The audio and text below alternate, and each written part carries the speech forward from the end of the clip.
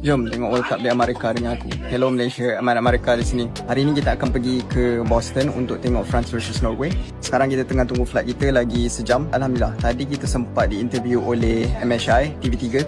Ni snippet dia. TikTok saya Aiman Amerika. Aiman Amerika. Oh, dah tak nak pakai nama Aiman Malaysia tak ada Oh, nama Aiman tu. Digasak oleh Hanif Miswan kita ni. Dan kami nak bawa kepada anda seorang lagi tetamu kami, juga lelaki yang berada nun jauh di Amerika Syarikat. Wow. Yang sedang show off sikit dengan kita berada di lapangan terbang. Secara langsung Muhammad Aiman Ar-Rashid. Kalau kita pergi stadium, diorang bagi... Aiman, dah berapa game awak tengok ni, Man? Saya Alhamdulillah dah dapat tengok 2 game. Satu Switzerland dengan Qatar, satu lagi? Satu lagi Alhamdulillah saya pergi tengok dekat Texas hari tu. England mentang Croatia. Yang tu memang best. England menang Croatia. 4-2 game tu. 4-2. Rezeki. Yang saya geram ni Nas, dia Alhamdulillah.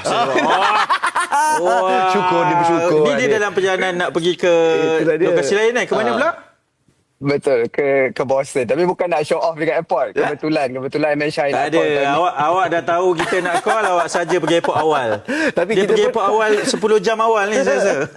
Piala Dunia pada tahun ini dikatakan Piala Dunia yang termahal. Paling T20 lah. Paling T20 lah. Boleh tak kita tumpang tanya je? Tanya je.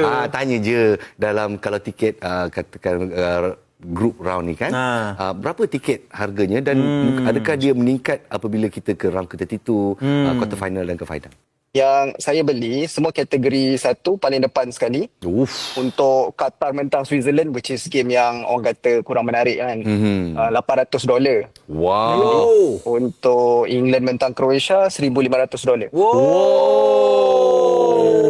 Terus terkubur ni dia untuk pergi ke sana tu.